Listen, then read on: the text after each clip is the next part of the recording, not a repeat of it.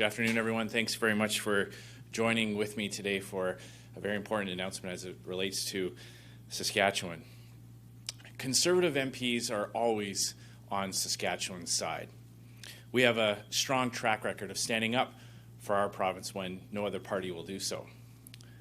Conservatives were the only party that stands up for Western Canadian oil and gas jobs. We are the only party that does that. While every Liberal and NDP MP voted against Northern Gateway and Energy East, Conservatives voted in favour. Only Conservatives were advocating for Saskatchewan's environment plan to be accepted by the federal government.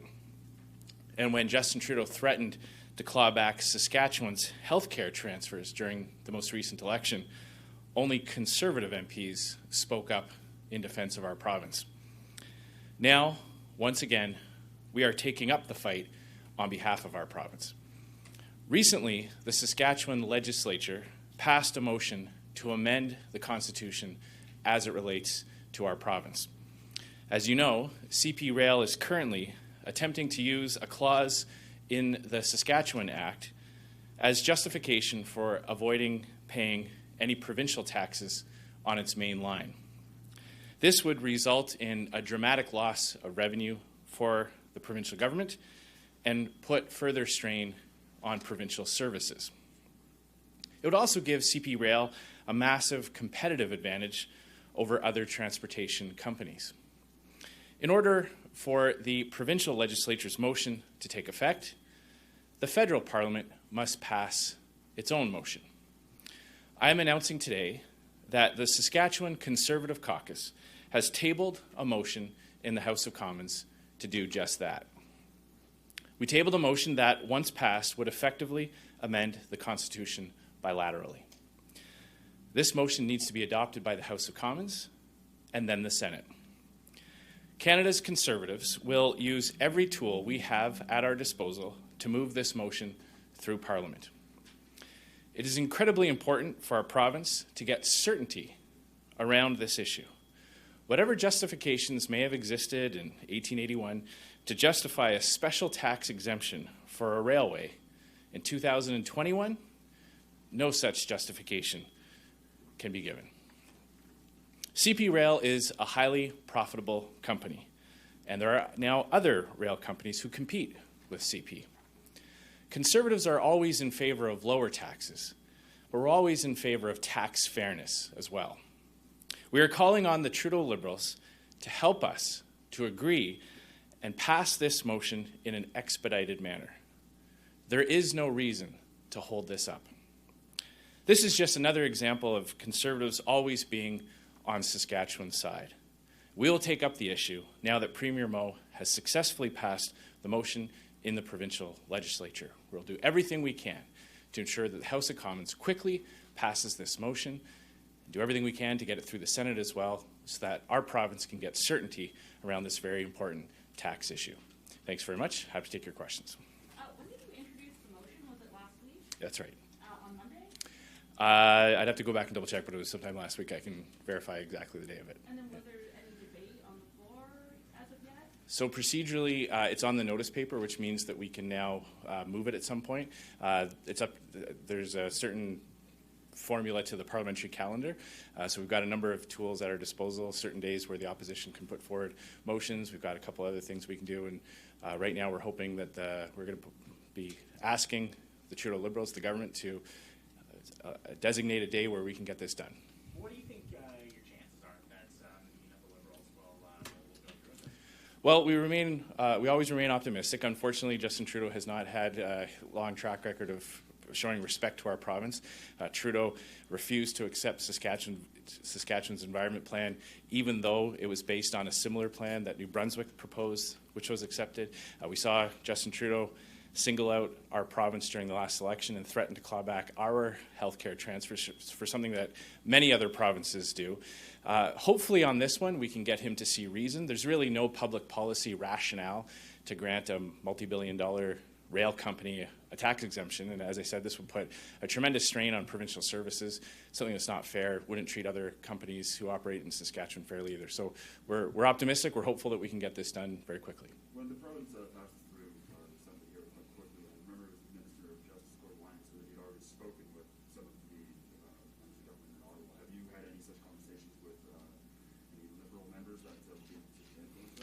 I know our House leadership team is in constant dialogue with other parties about many things, so we should hear more about some of those discussions later on this week. Do you get a sense that they'll go for it? As I said, I'm hopeful. I'm optimistic. We saw the legislature here pass this unanimously. There really is no policy rationale for this. This is a holdover from a time gone by around the creation of the CP rail in the first place. The conditions that may have justified this exemption over 100 years ago certainly don't exist today, and we're hoping all members of Parliament can see the common sense about this and get this done very quickly. Can you speak a little to the importance to the people of Saskatchewan of getting this through and not being on the hook for that $300 million or whatever it is to CP rail? Yeah, of course, there's the issue of the court case, the current court case where CP Rail is attempting to get the taxes that it did pay refunded. Obviously, that would be a significant cost for the provincial government. I'll let the provincial government speak to the impacts that might have, but one can imagine how unfair that would be to allow this to continue going forward, where one company which operates in Saskatchewan doesn't have to pay taxes. And also the unfairness that this creates in our confederation, where only Saskatchewan would be prevented from collecting its fair share of taxes on a company that operates in its province. No other province has that restriction put on it. And again, whatever rationales may have existed in 1905 when Saskatchewan was created, they certainly don't exist today in 2021. And we know that CP has a lot of operations in our province. They pay taxes on the profits they make. Those taxes go into providing schools and hospitals and services, and those would obviously be jeopardized if the provincial government was no longer able to collect its fair share of the taxes levied on CP's profits. So that's why this is incredibly important, to give that certainty to the provincial government, and Saskatchewan Conservatives are always on Saskatchewan's side. We're picking up the fight now that Premier Moe has successfully passed the motion at the provincial level. There's also a section of Manitoba that's exempt, isn't it? It's not just Saskatchewan. Well, this motion relates to the Saskatchewan Act. So, if there are other components that affect other provinces, obviously we're in favor of tax fairness across the board. But as it relates to our province, the Saskatchewan caucus is taking up the fight to amend the Saskatchewan Act through this mechanism. Do you think the Liberals will understand what you're putting forth here? They had their own lawsuit with CP over the exact same clause and CP lost. So do you think that will kind of maybe help them see eye to eye with what you're proposing here? Well, we're hoping that the government sees just the common sense fairness of this, that a company that operates in a competitive market, there are competition to CP. We have another very large national railway in CN. There's other types of rail competition. There's other types of transportation companies as well that all compete in the same place. And there's really no rationale for one company to get an exemption. The history of Canada, obviously there was a different dynamic when other provinces were being brought into confederation, but whatever those justifications were then, certainly don't apply now. So we are hopeful that the government sees the common sense in that. There's really not an ideological or philosophical argument to be made against this. It's really just a matter of history that needs to be corrected going forward. Do you want it passed this session, or is there a sooner time frame that you would like to see this, move to the Senate and the Senate pass this as well? Well, the sooner the better. We're going to be using the tools that we have at our disposal. Unfortunately, Justin Trudeau called Parliament back quite late, so there's only one sitting week left, the current week that we're in. So stay tuned. We'll certainly have more to say as the parliamentary calendar unfolds. Do you think there are any broader implications to if you guys manage to get this forward? I know Premier Moe has spoken about how he wants Saskatchewan to have more autonomy on a lot of different issues, like energy is often brought up. So do you think there are any sort of broader implications here? Well, I'd say that if the Trudeau Liberals drag their heels on this or in any way try to obstruct that, it would certainly be very dangerous for national unity. As I mentioned at the beginning of my remarks, there are so many examples where this federal Liberal government hasn't treated Saskatchewan fairly, whether it's the energy sector, whether it's rejecting our Made in Saskatchewan environment plan that the provincial government put forward, which was based on a similar plan that an eastern province put forward, New Brunswick. New Brunswick's was accepted, Saskatchewan's was not. We saw during the election campaign that only Saskatchewan's healthcare transfers were threatened by Justin Trudeau. So there is a lot of frustration in Saskatchewan. I hear it all the time about the track record of being treated unfairly by this federal government and the need for fairness among the regions in this country. So if there's any kind of delay or any kind of obstruction that the Trudeau Liberals put forward on this, it's going to be a very, very negative signal to the people of our province, and obviously would have very negative ramifications. So we're hoping that they can see the wisdom in this and get this done as quickly as possible. Regarding CP rail, when they passed a resolution here at the legislature, it did get unanimous support, including from the NDP. Do you at least see the federal NDP MPs voting in favor alongside you with this motion? Well, I am very hopeful. There's really no philosophical division here. There's no ideological reason for someone to support continuing an exemption for a massively profitable rail company. I will point out that in the past, the NDP have not been on Saskatchewan's side. The NDP federally have voted against Energy East, against Northern Gateway. They have voted against Saskatchewan's best interests on a whole host of issues. Jagmeet Singh was completely silent when Justin Trudeau attacked Saskatchewan's healthcare transfers during the last election. So this would be a great opportunity for the NDP to stop their track record of attacking Saskatchewan. But once again, this motion is another example of Conservatives always being on Saskatchewan's side, always standing up for our province. Also, I'm not up to date with the House of Commons session right now, so is there still time to debate it and get this at least passed in the House?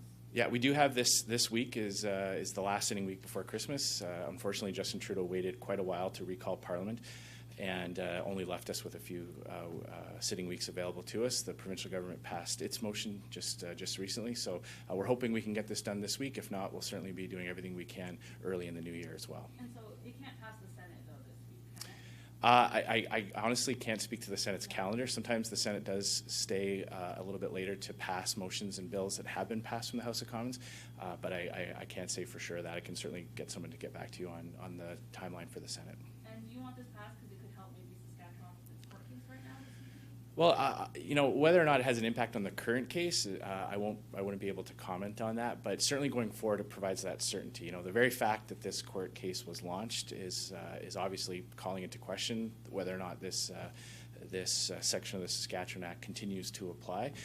So what this does is it creates certainty, getting this off the books, getting this exemption removed. Whatever happens with the court case, at least on a going forward basis, the province can have that certainty that it's not going to be out a significant amount of tax revenue. Do you feel like the decision for the positive for the province here might do something to switch some of the concerns about Western Saskatchewan delineation in Ottawa?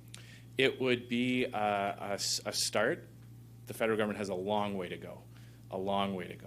After virtually destroying our energy sector here, after treating our province with such disrespect, the double standards that exist under Justin Trudeau in this country, pitting region against region, and it certainly created a lot of alienation here in Saskatchewan.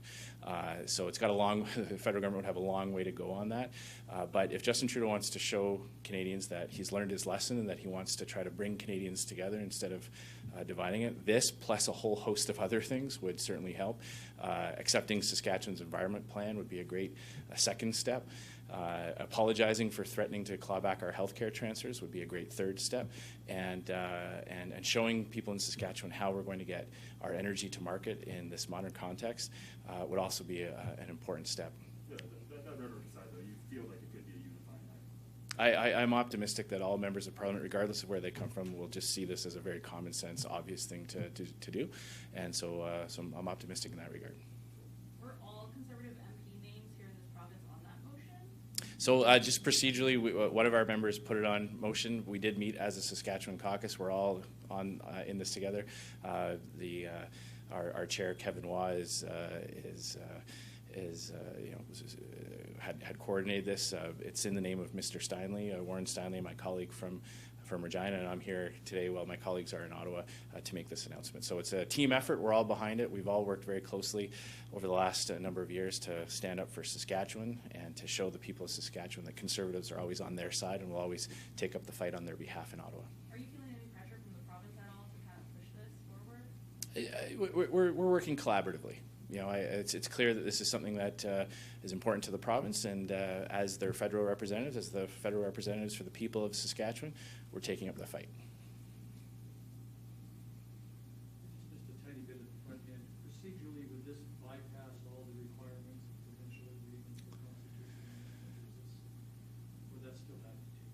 No, that's a great question. The amending formula allows for this type of bilateral amendment. So the fact that the provincial legislature has passed it means that the House of Commons and Senate can pass it, and then it doesn't go through the more comprehensive amendment formula, which does require other provincial agreement. So this is a way to get it done quickly, expeditiously, without opening up other questions within the Constitution. It's a bilateral amending formula, and that's why we're optimistic that we can get this done very quickly. It has to be unanimous. It doesn't necessarily have to be unanimous. It just has to pass. It has to pass both houses. But in order to move very quickly, we can do this very, very quickly if we get unanimous consent. We could do this even this week. So we're hoping that no other party will object, and we can get this over to the Senate as quickly as possible.